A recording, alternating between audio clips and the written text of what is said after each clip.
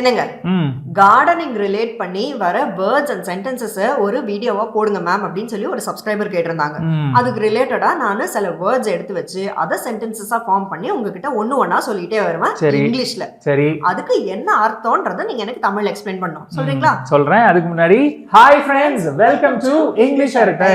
Okay, first sentence என்ன? First one, he planted tomato seeds in the soil at a 1 inch depth. இதுக்கு அதாவது மண்ணுல 1 inch ஆழத்துக்கு அவன் தக்காளி விதைகளை வந்து விதைத்தான். குட். அப்படினா she sowed the seeds in straight rows. இதுக்கு அதாவது விதைகளை நேர்வாட்டுல வந்து அவ வந்து விதைச்சா. இந்த சோ அப்படின்றதுக்கு ரெண்டு அர்த்தம் இருக்கு. இதுல வந்து நேர்வாட்டு அப்படின்றதுனால பிளான்ட் அப்படின்ற மீனிங்ல எடுத்துக்கலாம்.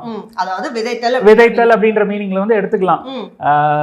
சோவுக்கு வந்து இன்னொரு அர்த்தம் விதை தூவுதல், அதாவது தூவி விடுறது. Very good. அடுத்தது I dug the soil deeply for about 2 feet. மண்ணை 2 அடி ஆழத்துக்கு நான் தோண்டினேன். அப்பனா இத சொல்லுங்க பாப்போம். He transplanted the seedlings from the seed trays into big pots. இதுக்கு அதாவது seed traysல இருக்கிற முளைவிட்ட விதைகளை பெரிய தொட்டிக்கு வந்து அவன் மாத்தி நட்டான். Very good. She waters the plants every morning. இது தினமும் காலையில அவ செடிகளுக்கு தண்ணி ஊத்துவா. சரி. He sprayed water on the leaves. அப்பனா இதுக்கு அதாவது sprayed waters அப்படினா தண்ணியை வந்து தெளிச்சு விடுறது ஸ்ப்ரேயர் வச்சு. ஓகே. அவன் வந்து அப்படி பண்ணான். Okay. He pruned the plants carefully. இதுக்கு அதாவது செடிகளினுடைய ஆரோக்கியம் கருதி செடிகளில் உள்ள தேவையில்லாத பகுதிகளை அவன் ரொம்ப ஜாக்கிரதையா வந்து வெட்டி விட்டான்.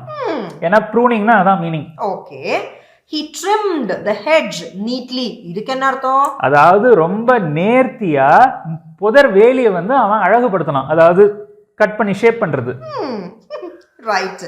Please deadhead those dry flowers. இதுக்கு என்ன அர்த்தம்? அதாவது காஞ்சி போன பூக்களை வந்து வெட்டி எடுங்க, தயவு செஞ்சு வெட்டி எடுங்க, அதான் அதுக்கு மீனிங். குட்.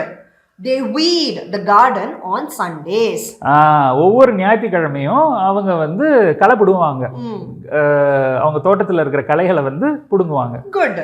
அடுத்தது the gardener mulched the plants. இதுக்கு என்ன அர்த்தம் சொல்லுங்க பாப்போம். மல்ச்சிங் ப்ராசஸ் அப்படின்னா செடிகளை சுத்தி வந்து காஞ்சி போன இலைத்தழைகளையோ இல்ல பிளாஸ்டிக் கவர்ஸையோ போட்டு மறைச்சி வைப்பாங்க. சரி. அது எதுக்காக அப்படின்னா மண்ணினுடைய வளத்தை வந்து மேம்படுத்துறதுக்காக, இல்ல மண்ணுல உள்ள ஈரப்பதத்தை வந்து தக்க வைக்கிறதுக்காக, இல்லன்னா களை வளராம தடுக்கிறதுக்காக. Very good. சோ இதுதான் வந்து இதுல சொல்றாங்க the gardener mulched the plants அப்படின்னா அந்த தோட்டக்காரர் வந்து அந்த செடிகளை சுத்தி அந்த மல்ச்சிங் பண்ணி வச்சாரு.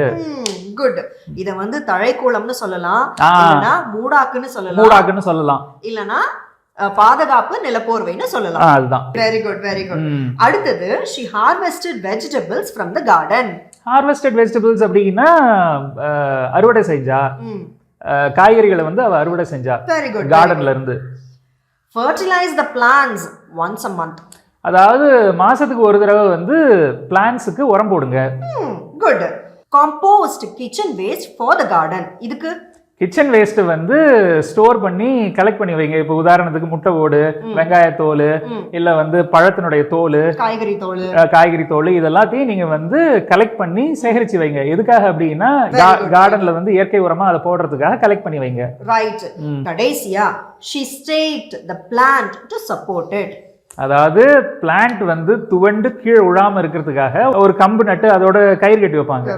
அதுதான் வந்து மரத்துக்கு வந்து ஒரு சப்போர்ட் வந்து கொடுத்து வைப்பாங்க. இதுதான் வந்து stake. Very good, very good. So இதெல்லாம் தான் கார்டனிங் ரிலேட்டடா நான் எடுத்து வச்சிருந்த வேர்ட்ஸும் அதுக்கு ரிலேட்டடான சென்டென்சஸும். Super, excellent.